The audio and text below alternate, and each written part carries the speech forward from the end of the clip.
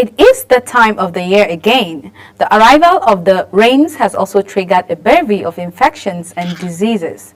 Malaria is one of the most common vector-borne diseases which can prove to be fatal if not taken care of in time. It is associated with a high-grade fever and transmitted by the bite of an Anopheles mosquito. This mosquito transports the parasite from one infected person to another. They eventually enter the bloodstream, infecting the red blood cells. A well-balanced diet plays a crucial role in recovery. A plate full of healthy and nourishing food not only provides you with energy but also speeds up the recovery process by healing your body from inside. The same goes for people suffering from malaria. The blood platelets of patients suffering from malaria decreases considerably, leading to weakness, fever and muscle cramp. There is no specific diet for malaria, but adequate nutrition is crucial to improvement. And today we'll be sharing with you some of the dietary tips for speedy recovery from malaria. And we know that the common symptoms of malaria, you get to have headaches, fever, fatigue, muscle pain, back pains, chills, sweating, dry cough, enlargement of the liver, and vomiting. And in some cases of a more severe kind, other organs get involved and they could be severe blood loss, kidney failure, respiratory involvement, cerebral malaria, jaundice, loss of consciousness, and even death. Welcome to another episode here on Launch Global. I am Chunk Anamel Joseph. We're going to be taking a quick break and we'll be back shortly, so stay tuned.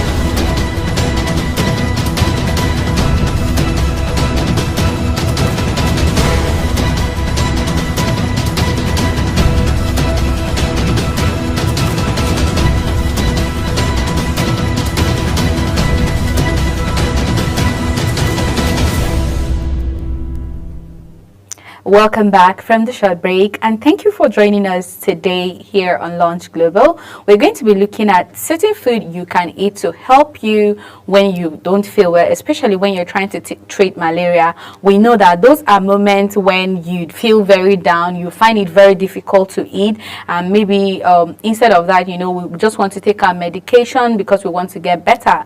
But the truth is that, trust me, your body needs the nutrition to heal. If your body doesn't have enough nutrition, first of all, it slows up your healing process. Even the medication you are taking don't get to work at the right time it's supposed to work. So eating well during this process is very important. Yes, we know that you don't get to want to eat. It happens that sometimes you don't just feel like eating because of the malaria, but then you have to eat while treating it in order to feel better. And this particular food tends to give you energy. They tend to heal you from the inside out. Now and then it speeds up the process on what the medication that you're taking that help it speeds up, and then it makes it even more active. Now, first thing we're going to be looking at simple food, and then of course foods that will tend to give you energy. At this point, you get to have lots of weakness. Your body doesn't really understand anything at that point. You just want to maybe rest, take your medication and rest. Now you need to be eating energy giving foods, simple sources, that's like for carbohydrate, that do not need much digestion and they provide instant energy at the top of the list. So with low appetite and bouts of fever, you need to refill the body fast. You need to also take glucose water, electrolyte, sugarcane juice, coconut water, sherbet of rose, orange squash, instant energy drink that replenishes fluid and provide energies. You can also take toffees, chocolate, ice cream are also items that you can add up to the list, but it depends on how you feel, because these are food that would digest easy, and you need a lot of fluid in your body. That's why you need to drink water. And for it to be much more easier, I think, because at this point we are quite picky. I'm part of it as well, because I know that sometimes when I have malaria, I get scared to eat, because it's like I feel like once I get anything into my stomach, I'll start feeling like I want to puke. It makes me very uncomfortable. But one thing that I did not understand before now is the fact that I tend to maybe eat heavy food. Now we're talking of simple carbohydrate food that will digest very easy. And if you feel it's hard for you to maybe eat too much rice or anything, coconut water is really, really good, and you just try as much as possible for you to drink a lot of water. You can also go in with chocolates, because these are liquid and they tend to digest super fast. So this chilled food will help you a lot, and it will help you to reduce the whole nausea. You don't feel like eating, it makes you feel somehow. But I think the first day of malaria, it's almost impossible for you to eat, because the malaria gets to be high. For you to get to a level where you are totally down, now it is very high, and then at that point I won't tell you to rush into eating anything. First thing you need to do is probably get the right medication, and when you get the medication, then from there you can start eating. Now this food doesn't eradicate or clear up the malaria in your body, but it helps in the recovery. If you want a speedy recovery, then you have to help yourself, because this you're doing it for yourself, so you have to help yourself and eat very well. Secondly, you need to load up on protein. Now, malaria can lead to loss of muscles and make a person feel excessively weak. So increasing protein intake is one of the best things you can do for your health to recover from malaria. Protein is the building block of life. It is required by every cell and tissues to repair itself. So consuming extra protein at this time may accelerate the recovery. We're talking about legumes, nuts, green vegetables, and dairy products are also some common sources of protein. And proteins are a must-have, as our immune system feeds on protein, and foods like dals, chicken, and eggs are some of the right options to add to your diet. Those can also be made into a soup and flavored with lemon. Cakes are a good way to consume eggs with appetite when appetite is low and taste bud needs to be cajoled. So milk chases, lassi, and yogurt are also add not to proteins but valuable minerals. Sometimes you just want to go in with all of that, but then those are the minerals you also need them to also help in, or let me say, the vitamins, right, to also help in the recovery. So yogurt are also adds probiotic, which also helps overcome gastric symptoms and improve taste and digestion. So when you feel that way, now for the protein, I would suggest that you make maybe something like soup, like pepper soup, but then minimal pepper, because trust me, when you don't feel well, there are a lot of people, like I've heard about people, I've seen people when they are having malaria, they'll tell you that, okay, you need to eat pepper soup, you need to eat so much pepper. Now sometimes this pepper, they don't really work, trust me. Yes, they will make you want to eat, but it doesn't help you in recovery. It just gives you that taste, because you want to feel better, you want your taste buds to be able to accept whatever it is that goes into your tummy. But that's not the case, because spicy food are problems to you. So even if you want to make any soup at all, pepper soup, any soup, liquid,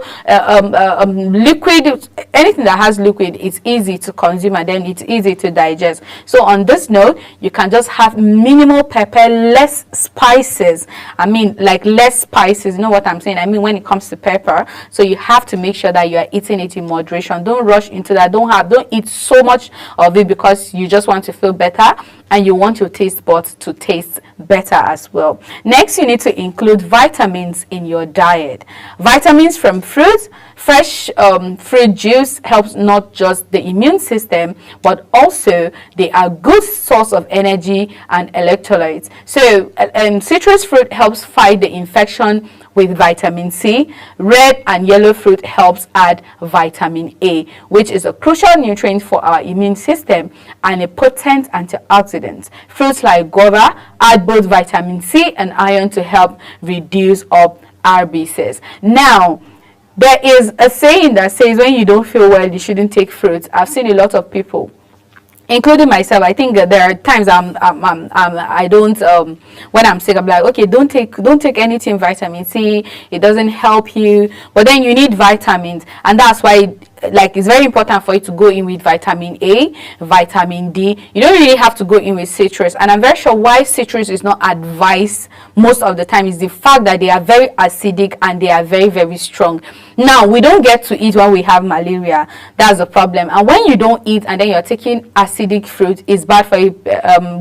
Orange, lemon, lime, pineapple, all those ones, you know that they are very, very fruit that have strong, the acidity level is very, very high. So the reason why it's advised that you shouldn't take vitamin C when you are not feeling well is the fact that they are very acidic. And because it's obvious that when you are in that state, you don't get to eat well. Imagine not eating at all and you are taking something that is so acidic. Now it will start giving you stomach aches, and then you tend to feel very, very uncomfortable, and that's the reason why you have to eat at all costs. Try your possible best, find something that you know that you're used to. You can eat just one food all through if that works for you, and then you should just make sure that it's healthy enough and you have all the vitamins that are needed, the protein is there, the carbohydrate is there. And don't forget, this food help you in recovery. It doesn't just your drugs don't just work magic. Sometimes taking your medication, you keep taking your medication and you finish the whole dose of your medication,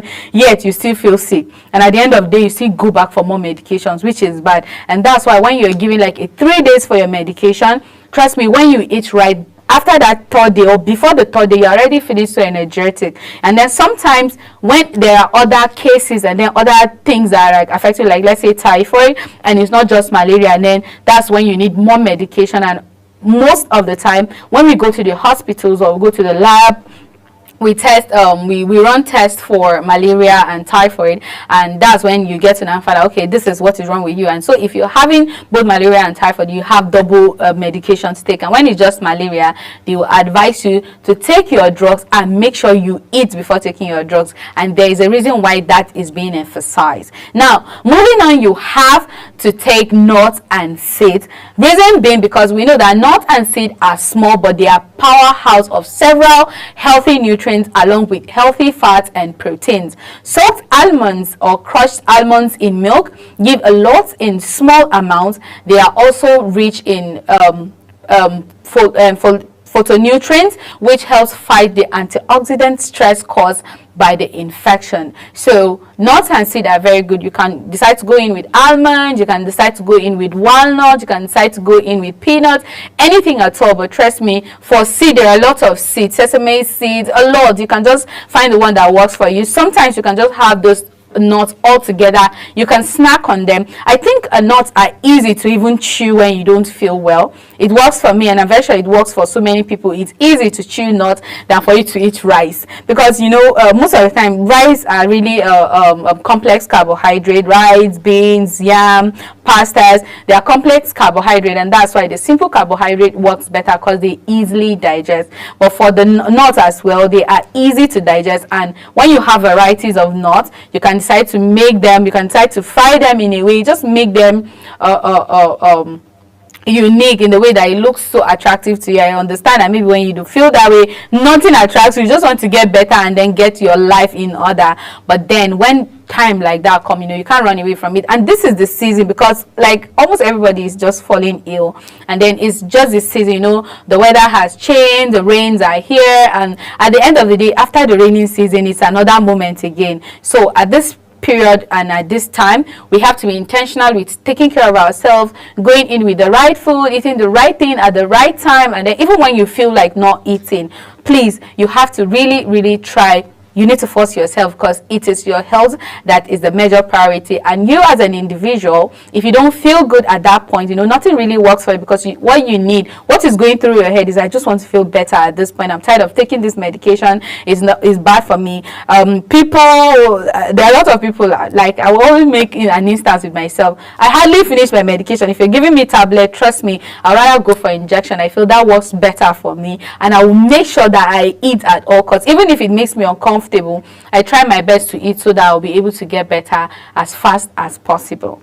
Moving on is you have to decrease the intake of fat. Just like carbs and protein, fat is also a vital macronutrient required by our body for several functions, but it should be consumed in moderation. Consuming too much fatty and fried food can lead to the problem of indigestion, further worsening your condition. Moreover, there are healthy sources of fat in your diet containing omega-3, and omega-3 fats have anti-inflammatory properties that will help to reduce inflammation in the body. And when we're talking about fat, we are not saying you should go and eat a chunk of burgers, go eat pizzas, go eat, you know, there are people, I think I know somebody who is, when she's sick or when she's ill, that's when she eats too much. But then trust me, it's not really good. Because at that point, imagine you're not exercising, you're not doing anything, you're just lying down, eating and taking your medication. So for the fat doesn't allow the food digest in your body. When you eat anything that has a high is chunk with fat, it will not digest, and for that it will make you very uncomfortable. And at that point, you keep feeling not comfortable in whatever situation you find yourself. You won't sleep well. And we know that even when you're ill, even when you're healthy, you're feeling very energetic. There are instances when you eat and you overfed, like it's like you can't do anything with your life. You just feel like at this point there's nothing that you can do.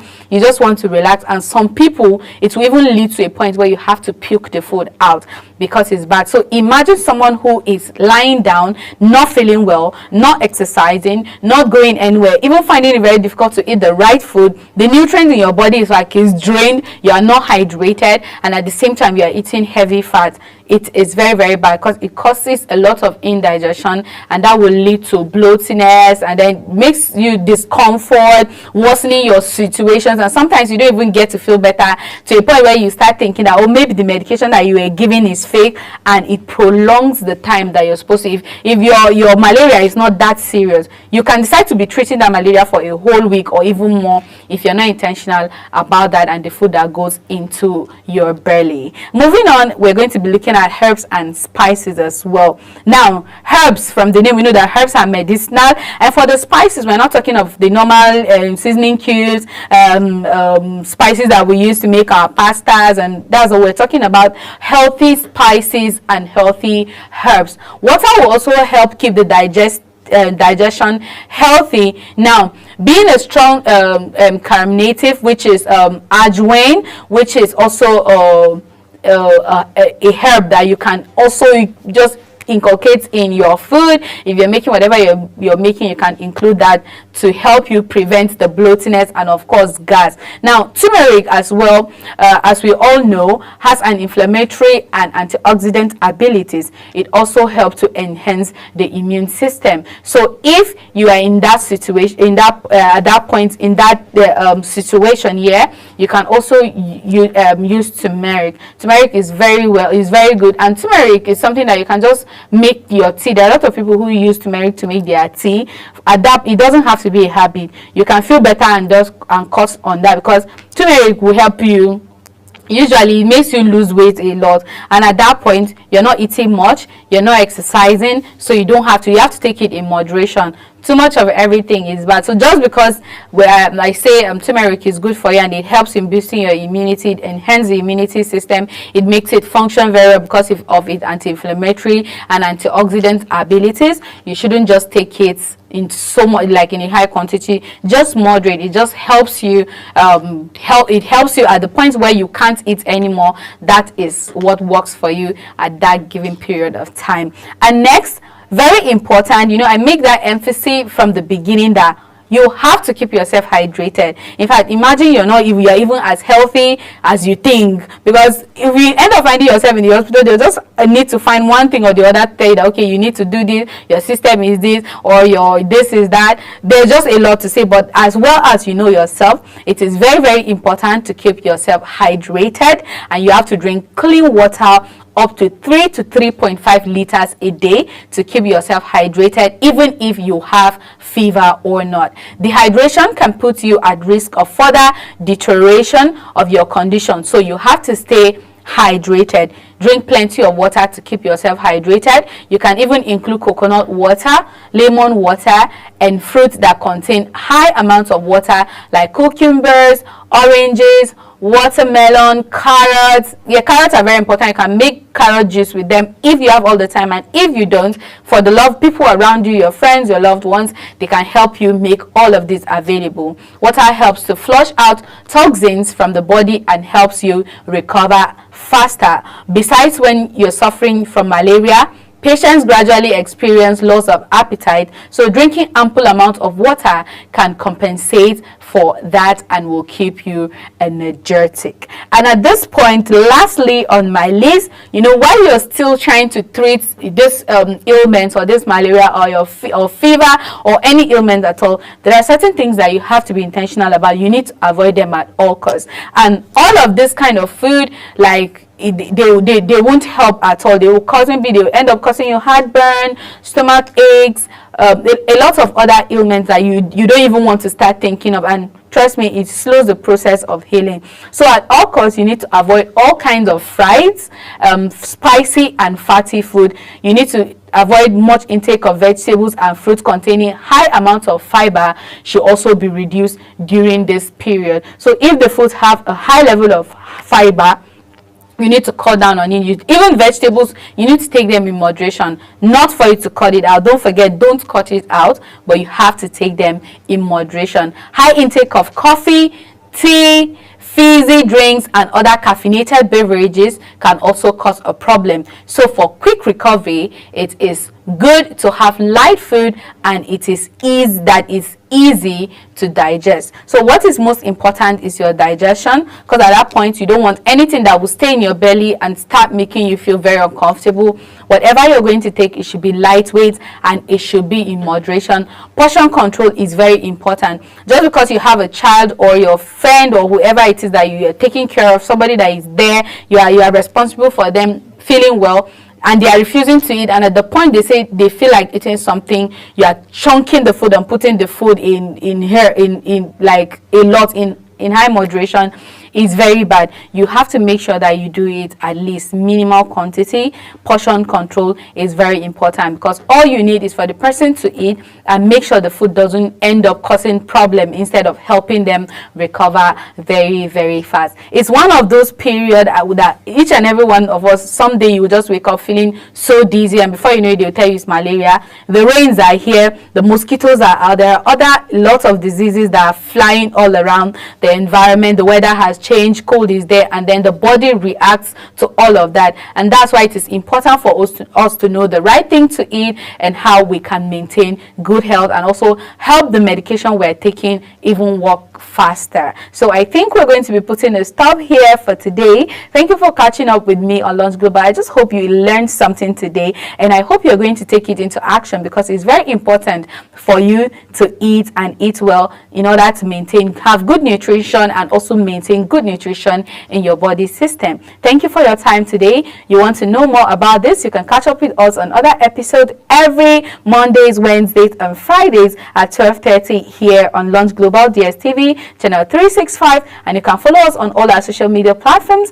and of course you can slide through our page on YouTube to watch a lot more educative video here on Launch Global. Thank you for your time. I am Sil Chunk and I'm El Joseph. Enjoy the rest of your day and see you on Friday. Bye.